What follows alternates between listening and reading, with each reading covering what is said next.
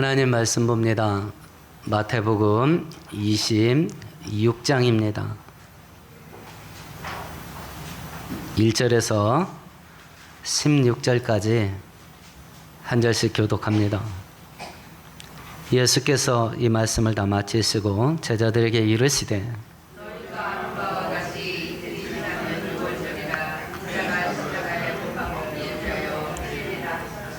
그때 대제사장들과 백성의 장로들이 가야바라 하는 대제사장의 관정에 모여 말하기를 밀란이 날까 하노니 명절에는 하지 말자 하더라. 한 여자가 매우 귀한 향유 한 옥합을 가지고 나와서 식사하시는 예수의 머리에 부으니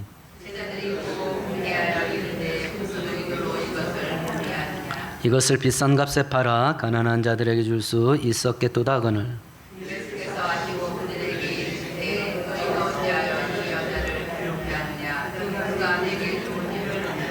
가난한 자들은 항상 너희와 함께 있거니와 나는 항상 함께 있지 아니하리라.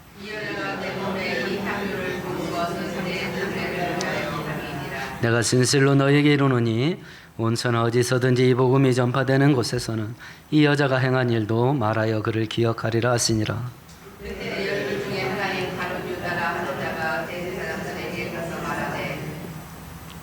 내가 예수를 너희에게 넘겼으리니 얼마를 주리라니 그들이 은 30을 달아주거늘. 아멘, 아멘.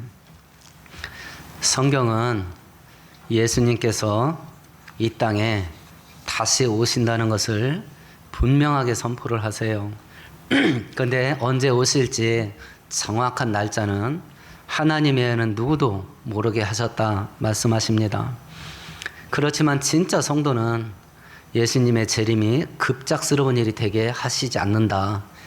왜냐하면 재림 직전에 재림이 곧 있을 거라는 예비 신호, 징조를 먼저 보여주신다. 그러면 그 징조들이 뭐냐? 그걸 말한 것이 24장입니다. 그러면 재림이 임박한 때에 성도들은 어떻게 살아야 되냐? 깨어 있어야 된다. 아무리 빨간 신호등을 비춰주셔도 깨어있는 자 눈에만 그게 보인다. 그래서 깨어 있어야 된다. 그럼 깨어서 사는 게 대체 뭐냐? 그걸 설명한 것이 25장의 세 개의 비유입니다. 첫 비유가 열처녀 비유입니다. 신랑 맞이하는 준비를 해야 될 10명의 처녀가 등불과 기름을 준비하고 기다려야 된다. 여기서 말하는 등불은 세상을 비추는 빛입니다. 마태복음 5장에서 말씀하신 것 같이 이와 같이 너희의 착한 행실을 저들에게 보여 저들로 하여금 하나님께 영광을 돌리게 하라 하는 빛된 삶을 사는 겁니다.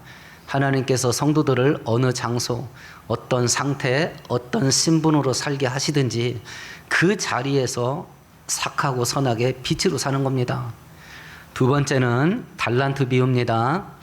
하나님께서 맡겨주신 것을 내 인생, 내 시간, 내 돈, 가정, 직장, 사업장, 재능 뭐가 됐든지 그것을 충성스럽게 관리를 해서 하나님을 위해서 배가시켜야 된다. 남겨야 된다. 열매를 맺어야 된다. 그러면서 재림을 기다려야 된다. 세 번째는 양과 염소의 비유입니다. 이웃을 내 몸과 같이 사랑하고 그들의 무거운 짐을 같이 짊어지고 그들의 눈물을 닦아주면서 예수님을 기다려야 된다. 그 일을 하는데 돈을 써야 된다. 돈을 써라, 돈을.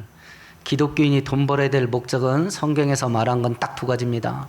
하나님, 첫 번째는 하나님께 드리기 위해서, 두 번째는 오늘 그 양과 염소의 비유에서 말하는 것이 나누고 베풀고 섬기기 위해서입니다. 그럼 나는 나 위해서 쓰는 건 하나도 없냐? 아닙니다. 더 주겠다 그러지 않습니까?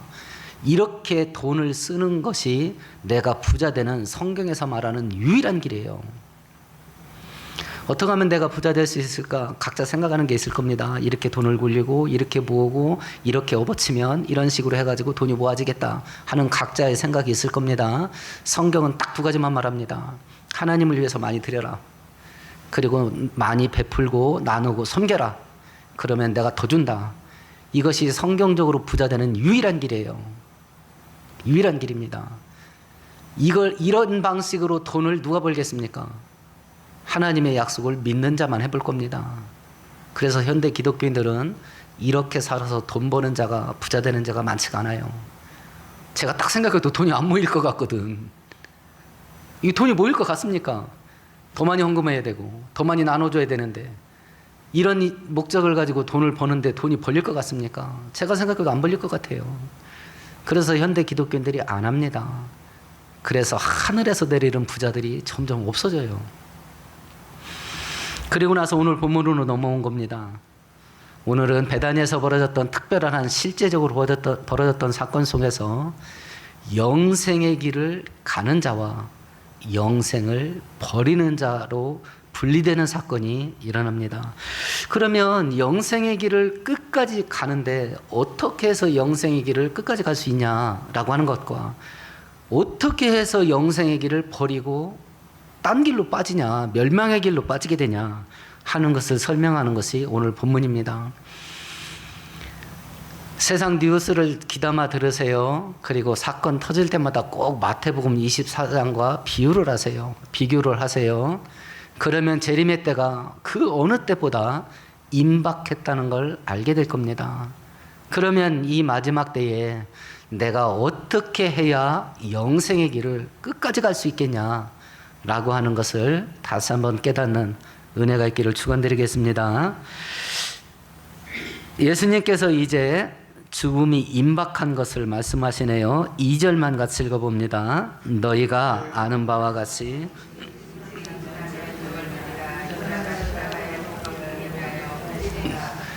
내가 죽게 될 거다라는 말을 지금 2절까지 총 4번을 이야기를 했습니다. 예수님께서 제자들에게 내가 곧 죽게 될 거야, 예루살렘에 가서 죽게 될 거야 4번을 이야기했는데 오늘 2절에서 모든 것을 완벽하게 다 드러내셨습니다. 첫 번째, 죽는 시간 2월절이다. 두 번째, 죽는 방법 십자가에서 죽는다. 세 번째, 죽는 과정 누군가에게 배신을 당해서 죽는다. 모든 것을 완벽하게 계시를 하셔요.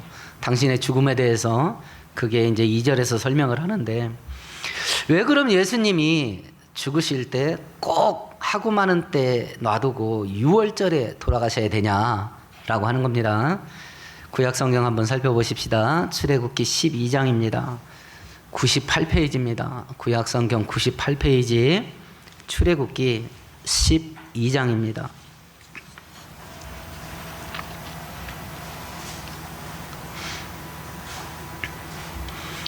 12절 13절 함께 읽습니다. 내가 그 밤에 애굽 땅에 두루 다니며 사람이나 짐승을 막론하고 애굽 땅에 있는 모든 처음 난 것을 다 치고 애굽의 모든 신을 내가 심판하리라. 나는 여호와라.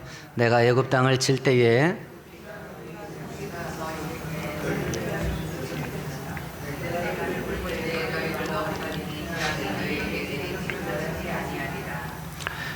열 번째 재앙입니다. 이스라엘 백성들을 애굽에서 놓아줘라 라고 애굽의 황제에게 이야기를 하는데 애굽의 황제가 계속 거절을 합니다.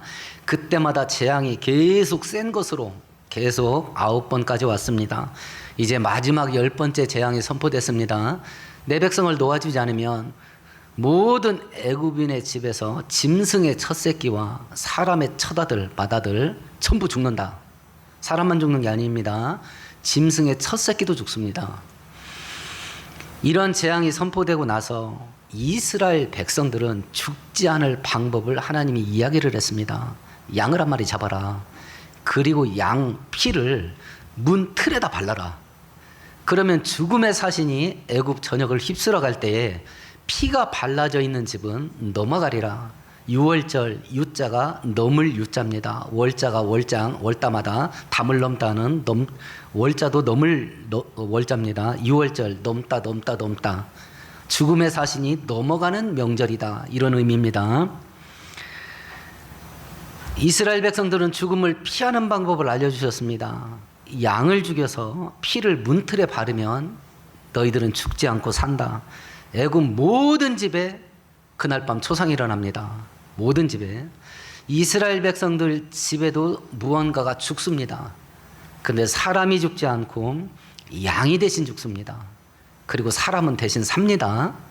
이게 유월절입니다. 이 절기가 끝나고 하나님께서 너희들이 이 유월절 날을 기념으로 해서 살았고 애굽에서 탈출하게 됐으니 이걸 영원히 대대로 이 절기를 지켜라. 지금도 유대인들은 유월절 절기를 지킵니다. 예수님 때까지 대략 1500년 동안 이스라엘 백성들은 유월절을 지켰습니다. 양을 죽이면서 이 양이 죽어서 내가 살았다 라고 하는 걸 기념하면서 유월절 명절을 지켜온 겁니다. 그리고 1500년 지나서 이제 예수님 때까지 온 겁니다. 요한복음 1장에 보면 세례 요한이 사람들 많은 모여있는 군중들 앞에서 예수님이 지나가니까 예수님을 소개합니다. 봐라, 세상 죄를 지고 가는 하나님의 양이로다. 이렇게 소개를 합니다.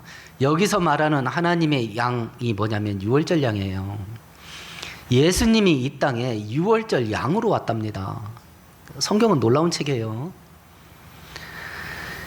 유월절 양은 언제 죽어야 됩니까? 유월절에 죽어야 됩니다. 그래서 예수께서 유월절에 돌아가시는 것이요. 이스라엘 백성들이 한밤중에 유월절 양을 잡아서 피를 문틀에 바르고 고기를 먹습니다. 그때 애굽의 모든 집은 초상이 났습니다. 바로 왕의 맏아들도 죽습니다. 그러니까 한밤중에 애굽의 황제가 모세를 불렀습니다. 지금 나가라고 그랬습니다. 지금 나가라고, 한밤중에. 그래서 서둘러 나갑니다. 그때 하나님께서 아브라함에게 약속했습니다. 400년 후에 네 자손이 애굽에서 나올 건데 그때 빈손으로 나오지 않을 거야. 금은보화를 챙겨 나올 거다. 이렇게 얘기를 했거든요. 나가라 하니까 모세가 그렇게는 못 나가지 이럽니다. 금은보화를 줘라 하고 그동안 노예 생활한 퇴직금을 일시불로 챙겨요. 그렇게 하시는 게 우리가 믿는 아버지 하나님이에요. 일시불로 챙겨줍니다. 그동안 노예 생활했던 걸. 애굽에서 빠져나올 때 유월절 양의 피를 바르고 빠져나와요. 40년 후에 여호수아가 이스라엘 백성들을 가나안 땅에 데리고 들어갑니다.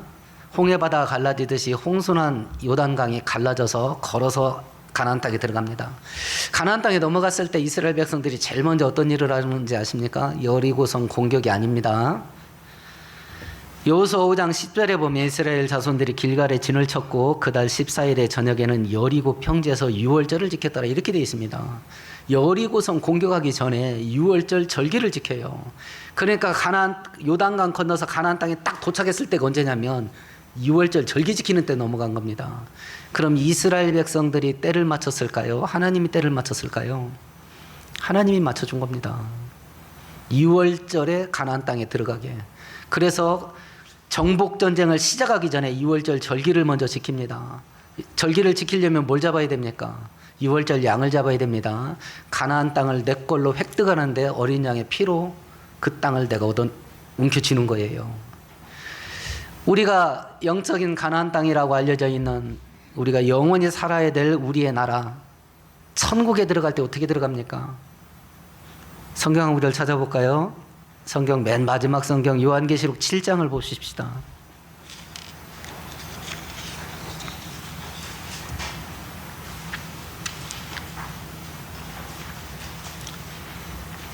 (13절) (14절) 같이 읽습니다.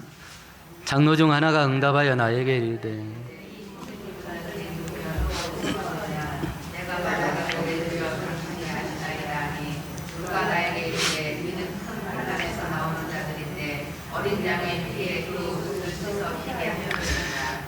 사도 요한이 환상 가운데 천국에서 엄청난 숫자의 성도들이 하나님을 예배하는 모습을 봤습니다.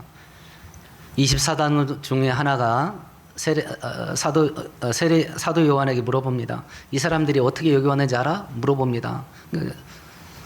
요한 사도가 모르겠는데요? 그렇게 얘기를 합니다. 어린 양의 피로 그 몸을 씻은 자들이 여기에 들어와 있는 거야. 이렇게 말합니다. 우리가 천국에 들어갈 때도 오직 예수 그리스도의 피를 의지해서 들어갑니다. 지금 그 피를 어디서 구하냐? 믿음으로 구합니다. 예수 그리스도가 십자가에서 피 흘려 죽으신 그건 나의 죄를 용서하기 위한 속죄제사였다. 이걸 믿으면 들어갑니다. 이걸 믿으면 들어갑니다. 애굽 땅에서 빠져나올 때도 유월절 어린 양의 피가 있어야 됩니다. 가나안 땅에 들어갈 때도 어린 양의 피로 들어갑니다. 천국에 들어갈 때도 어린 양의 피로 들어갑니다. 그래서 예수 믿어야 됩니다. 그래서 예수 믿어야 됩니다. 예수께서도 늘 이야기를 합니다. 내가 온 것은 섬김을 받으려 함이 아니라 도리어 섬기려 하고 나의 목숨을 많은 사람들의 대속물로 주려 함이라 분명히 말했습니다. 그럼 생각을 해보십시다. 10번째 재앙이 선포됐습니다. 애굽에 있는 모든 사람들의 집에 짐승의 첫 새끼와 사람의 첫 아들이 죽게 될 거다. 너희들은 피할 길을 알려주마. 양을 잡아서 그 피를 문틀에다 발라라. 이스라엘 백성들은 시간이 저녁 때부터 다음 날 저녁 때까지가 하루입니다. 유월절 양을 언제 잡냐면 저녁 6시에 잡습니다. 저녁 6시에. 그럼 생각해 보십시다. 해가 뉘엿뉘엿 집니다. 애굽 사람들은 전부 저녁 준비합니다. 근데 애굽 사람들을 보니까 이스라엘 백성들이요, 집에서 우르르르 쏟아져 나오더니 전부 문에다가 피칠을 하는 거예요. 그러면 그 모습을 애굽 사람들이 봤을 때 뭐라고 생각했을 것 같아요?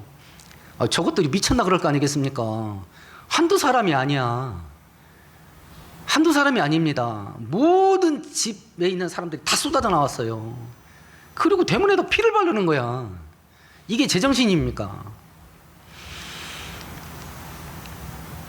그 피를 바르는 애굽 사람들이 생각하기에 미친 짓거리라고 하는 그것이 죽지 않고 살 수 있는 유일한 길이었습니다.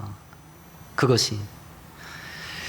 구약 성경 때는 하나님께서 죽음을 피하는 길을 이스라엘 백성들에게만 이야기를 했습니다. 이제 신약 시대로 넘어왔습니다.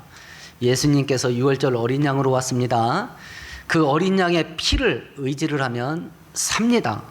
그런데 이걸 예수님께서는 세상 모든 사람들에게 알려줬습니다. 주 예수를 믿어라. 그리하면 너와 네 집이 구원을 얻으리라. 세상 모든 사람들한테 완전히 그냥 다 개방했어요. 이 비밀을. 고린도전서 1장 18절에 이런 말을 합니다. 십자가의 도가 멸망하는 자들에게는 미련한 것이요 구원을 얻는 우리에게는 하나님의 능력이 됨이라. 모든 사람들이 다 얘기해 줬습니다.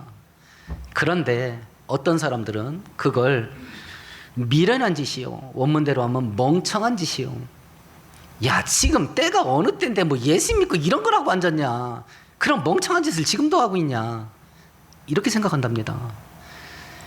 믿지 않는 자들이 멍청한 짓이라고 생각하는 예수를 믿는 것이 우리가 살 수 있는 유일한 길입니다. 그래서 예수를 믿어야 됩니다. 그래서 이스라엘 백성들에게 두 가지를 명령했습니다. 피를 발라라. 그리고 집 밖에 나가지 마라. 나가면 죽는다 그랬습니다. 유월절 어린 양 대신 예수 안에서 살아야 됩니다. 나가면 죽습니다. 나가면 죽습니다. 예수님 울타리 안에서 머물러 사는 것이 내가 살 수 있는 유일한 길이에요. 나가면 죽습니다. 그럼 대체 그 울타리를 어디서 보냐? 그 울타리 역할을 해주는 게 성경입니다. 성경이 울타리예요. 이건 넘어가는 짓이야. 이건 울타리 안에서 머물러 사는 방법이다. 이걸 알려준 게 성경입니다. 우리가 왜 예수를 믿어야 되는가? 우리가 하나님 나라 천국에 갈 수 있는 유일한 길이기 때문에 예수를 믿어야 됩니다. 우리가 왜 예수를 믿어야 되는가? 이 땅에서 하나님 자녀가 누리는 은혜를 받으면서 살 수 있는 유일한 길이기 때문에 예수를 믿어야 됩니다. 그래서 예수께서 유월절에 돌아가시는 겁니다. 그러면 이제 이렇게 유일한 구원자가 되신 예수님께 마리아가 어떤 일을 하는가 보십시다. 7절을 같이 읽어봅니다. 한 여자가 매우 귀한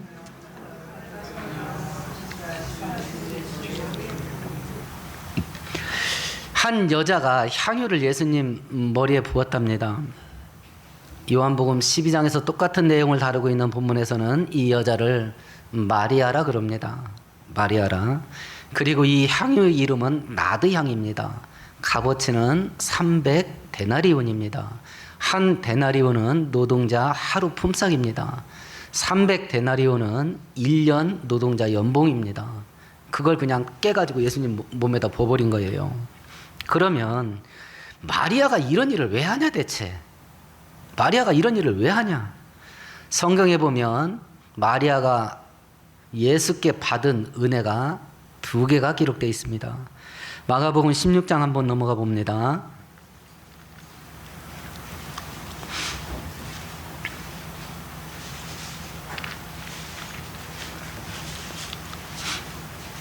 마가복음 16장 9절 함께 읽습니다. 예수께서 안식 후 첫날 이른 아침에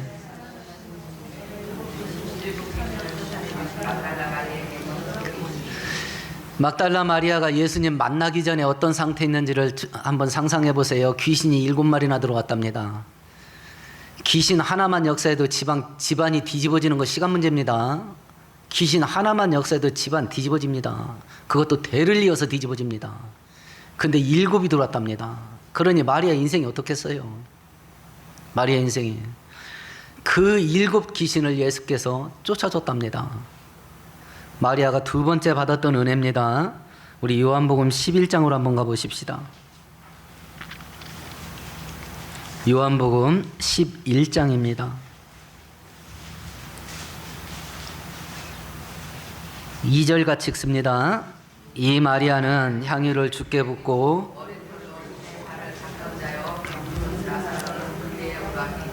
마리아가 받았던 2번째 은혜가 뭔지 아시겠죠? 부모들 언급이 안 되는 거 보니까 나사로와 마르다, 마리아 이 3남매는 부모님이 일찍 돌아가셨던 것 같습니다.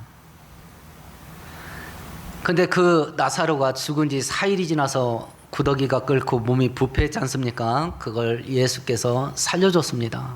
이게 마리아가 예수로부터 받았던 은혜였어요. 근데 이 은혜를 마리아는 심장에 새겼던 것 같습니다. 하나님께서는 너희들이 과거에 받았던 은혜를 좀 잊어버리지 좀 마라. 기억을 해라 좀. 기억을 해라. 하나님께 받은 은혜를 머리에 기억을 하면 쉽게 잊습니다. 서로 기억하고 있다 하더라도 심장은 냉랭합니다. 요한계시록 2장에 보면 예수께서 7 교회에 편지를 보냅니다. 첫 번째 편지가 에베소 교회로 전달이 되는데 칭찬 많이 합니다. 큰일 많이 했다고 칭찬합니다. 딱 하나 책망합니다. 내가 너를 책망할 것이 하나 있는데 너희 처음 사랑을 버렸느니라. 우리가 신앙생활하면서 지금 에베소 교회 성도들은요, 예수님도 인정했습니다. 너희들이 큰일하고 있다고 칭찬도 했습니다. 그런데 신앙생활하고 교회 다니면서 심장이 냉랭하다. 이거 범죄 행위예요. 나 죄 안 지면 된다. 이게 신앙생활의 본질이 아닙니다. 죄 안 짓는 걸 뛰어넘어서 하나님을 기쁘시게 하는 것이 신앙생활의 본질이에요. 신앙생활의 본질입니다. 신앙생활하는데 심장이 냉랭하다. 이건 범죄 행위입니다. 그래서 에베소서 사람들에게 예수께서도 회개하라고 그랬습니다. 처음 자리를 찾으라고. 받은 은혜를 심장에 새기지 않으면 기억한다 하더라도 심장이 냉랭해져요. 그거 범죄 행위예요. 그러나 마리아는 이 은혜를 심장에 새겼던 것 같습니다. 성경에서 많은 여자들이 예수님 섬기는 이야기를 나옵니다. 그래서 여자들 목록이 쭉 나옵니다. 눈여겨 읽어보세요. 맨 먼저 언급된 게 누군지 항상 마리아가 먼저 언급됩니다. 마리아는 결혼을 안 한 여자로 이렇게 초대교회 전승으로 전해져요. 그러니까 연령상 아직 어려. 그런데 다른 여자들은 전부 다 나이 든 여자들이에요. 그런데도 불구하고 마리아가 맨 먼저 언급됩니다. 자기의 소유로 예수를 섬겼다는 때도 마리아가 제일 먼저 나옵니다. 십자가 죽음의 장소까지 따라가는 여자들 목록이 쭉 나오는데 마리아가 1번으로 기록됩니다. 부활할 때 여자들이 새벽에 무덤을 찾아가는데 맨 먼저 언급된 이름도 마리아입니다. 끝까지 갑니다. 끝까지 갑니다. 이 은혜를 심장에 새겼을 때 제가 저번 주에 책 한 권을 소개를 했던 적이 있었죠. 와서 보라라는 책을. YPP라는 그 에너지 기업 전문 기업인데요. 거기 백종만 회장이 쓴 자서전입니다. 거기에 이런 이야기가 나옵니다. 자기가 세계 첨단을 달리는 그 기술 제품을 만들기 때문에 기술 세미나를 이제 자주 한답니다. 그때 한 중소기업에 다니는 한 과장이 거기 세미나에 참석을 해서 자기 회사 제품 막 이것저것 물어보고 관심을 보이더래요. 그래서 이 사람 일 잘하겠다 싶어가지고 우리 회사로 올 마음 있으면 와라. 그 자리에서 스카우트 했답니다. 그리고 이제 자기 회사로 데려왔어요. 일머리가 있어가지고 자기가 그 기술 영업을 하는데, 제품 영업이 아니라 기술 영업을 하는데 자기 노하우를 전부 다 알려줬답니다. 그리고 핵심 인재를 키웠대요. 진급을 하는 와중 속에 사달이 생겼습니다. 그러면 다시 그 신분 검사를 해야 될 거 아니에요. 이거 고졸이야. 근데 이력서 낼 때는 대졸로 넣는 거야. 회사에서는 잘라야 됩니다, 이거. 근데 이 사람이 일을 너무 잘해서 그 반대를 무릅쓰고 이 사람을 남겨놨어요.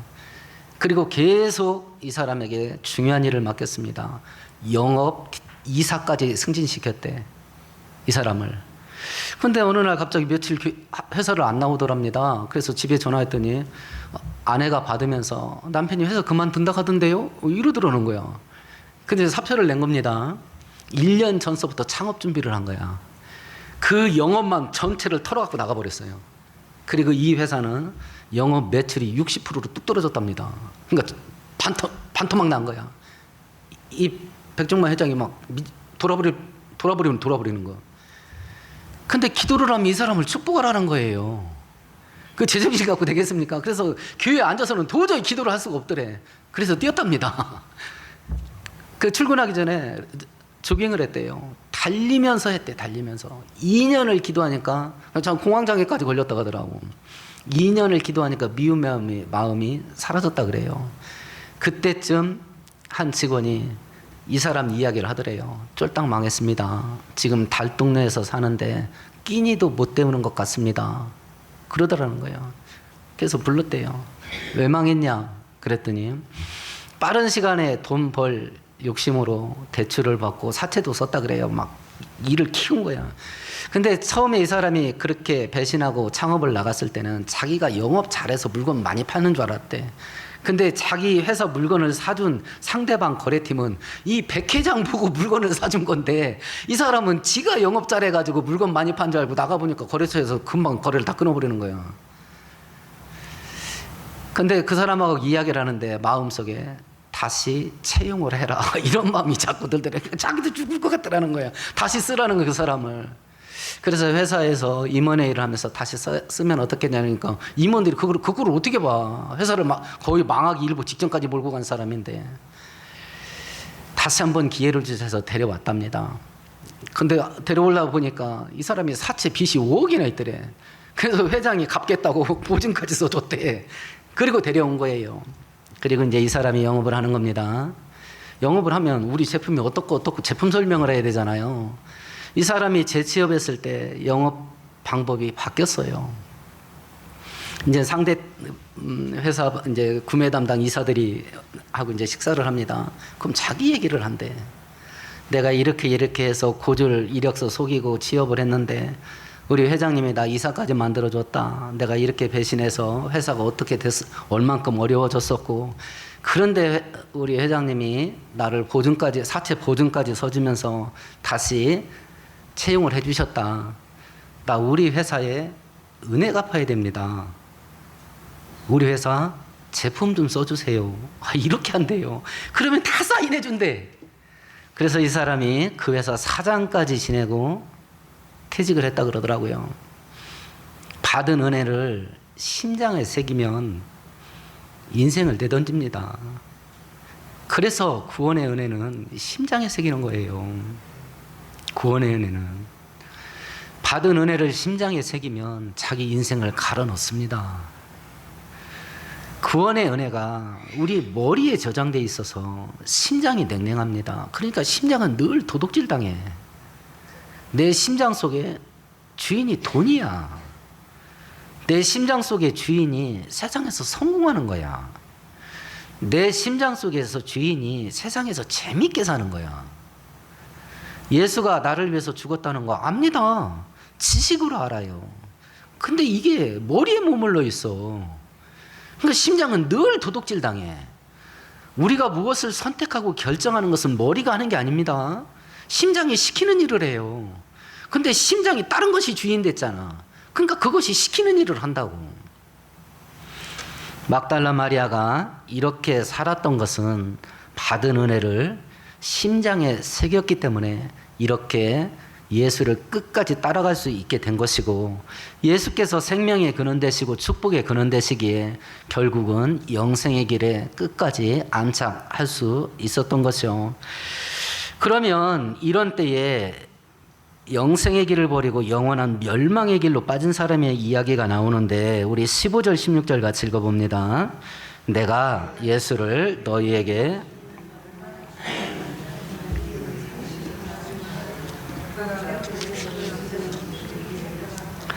가룟 유다가 이 와중에 대제사장들 그리고 종교 지도자들에게 찾아가서 내가 예수를 넘겨줄 테니까 얼마의 돈을 줄 거냐 하니까 은 30세겔을 주었다, 이렇게 되어 있습니다.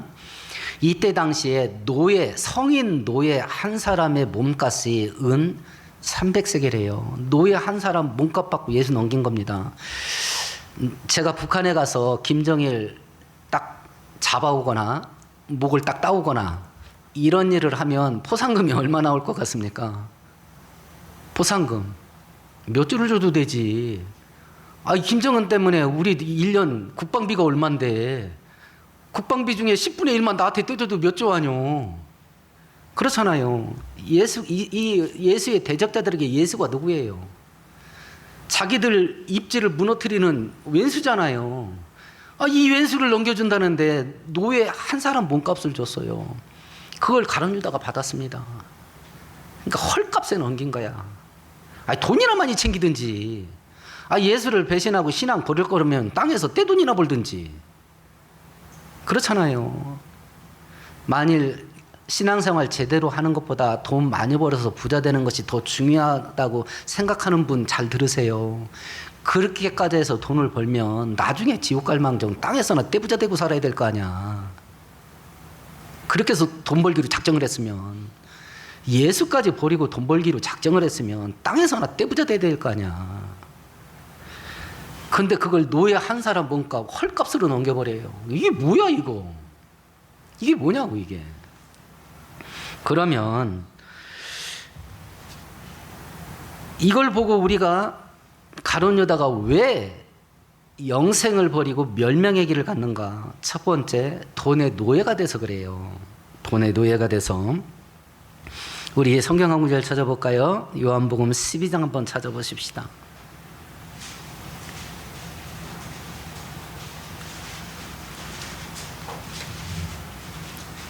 5절과 6절 같이 읽어봅니다. 이 향유를 어찌하여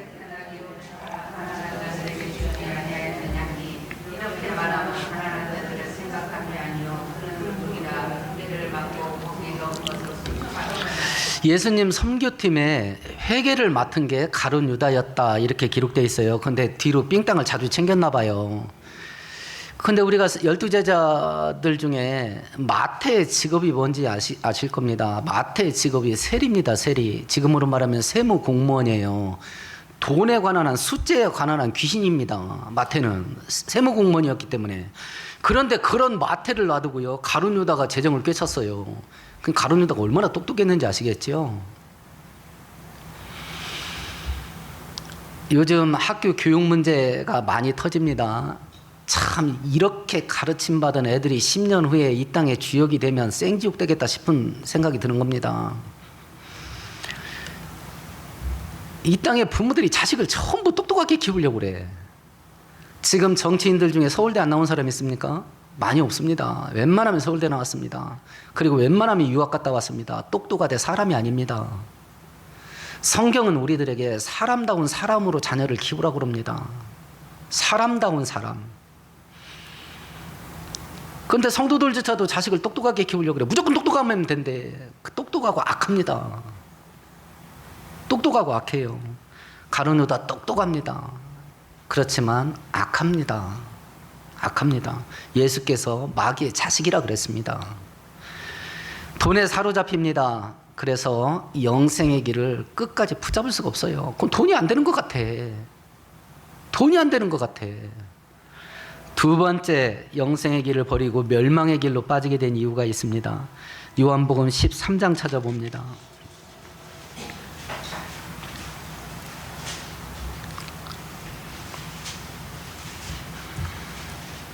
2절 같이 읽습니다. 마귀가 벌써 마귀에게 사로잡혔다 그럽니다. 그 마음의 중심에 하나님이 없습니다. 하나님이 없으니까 마귀가 뚫고 들어온 걸 막을 능력이 없어요. 그 마음 속에 돈에 대한 탐심이 있으니까 마귀가 확 싸잡아 버리는 겁니다. 우리의 마음의 중심에 만일 하나님이 없다면 우리는 마귀의 먹이가 됐을 겁니다. 그건 필연적인 겁니다. 왜냐하면 베드로전서 5장 8절에 깨어라 근신하라 너희 대적 마귀가 우는 사자같이 삼킬 차를 찾아 두루 헤매고 다닌다 이렇게 경고했기 때문에 그렇습니다. 만일 내 마음에 하나님을 중심으로 삼지 않는다면 마귀를 향해서 식기 전에 다 잡아 드세요 이렇게 사는 거와 똑같습니다. 어서 잡아 드세요. 내 마음속에 하나님이 없을 때 빨리 잡아 먹으세요. 이렇게 사는 거하고 똑같습니다. 첫 번째, 마음의 중심에 돈의 탐심이 사로잡았습니다. 두 번째, 마귀에게 사로잡힙니다. 영생의 길을 갈 수가 없어요. 갈 수가 없습니다. 가룟 유다가 언제 이렇게 사냐? 영생이 눈앞에 있는 때에. 예수가 영생의 출입문 아닙니까? 영생이 눈앞에 있는 때 이렇게 위험하게 산다.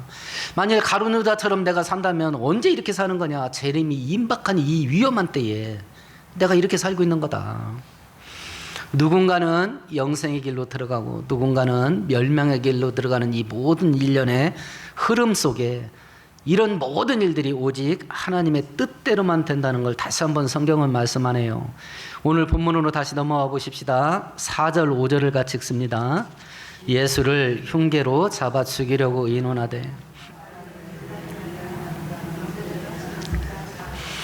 유대인들은 2월절에 예루살렘 성전에 와서 하나님께 절기를 지키며 제사를 지내야 됩니다.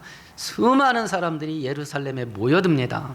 그러니까 예수를 죽이려는 자들이 회의를 했습니다. 이제 6월절 명절인데 사람들이 엄청나게 몰려든 이 명절 기간에 예수를 죽이면 그 중에 예수를 추종하는 사람들이 있을 것이고 그러면 폭동이 일어난다. 그러니까 6월절 명절 끝나고 예수 죽이자. 이렇게 지들끼리 합의를 했어요.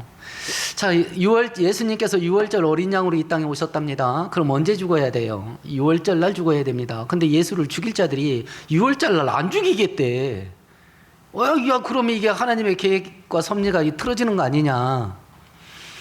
6월절 어린 양 대신 예수께서 6월절 날 돌아가셔야 되는데 예수를 죽일 자들이 6월절에는 안 죽이겠대.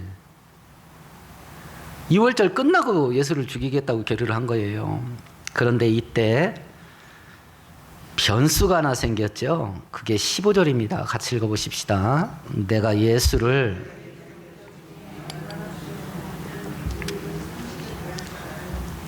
열두 제자 중에 하나는 가룟 유다가 찾아온 거예요.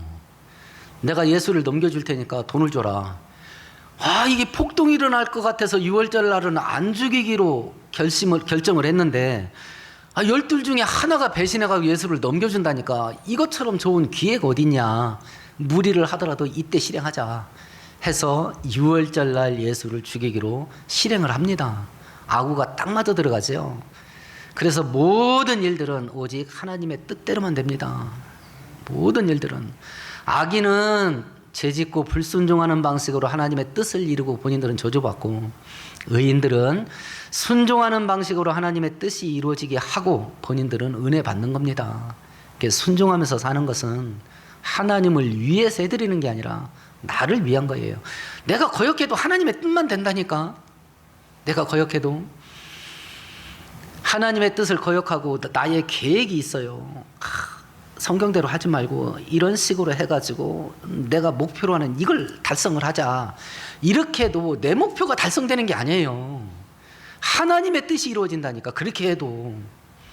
성경대로 순종하려다 보니까 그럼 나한테 생기는 건 별로 없는 것 같은데 해도 하나님의 뜻만 이루어져요. 하나님의 뜻이 뭔데요? 내가 온 것은 양으로 생명을 얻게 하고 더 풍성케 하려 함이라 아닙니까? 나눠줘라. 내가 누르고 흔들어 넘치도록 줄게. 결국 그 모든 떡구물은 나한테 떨어지는 거거든요.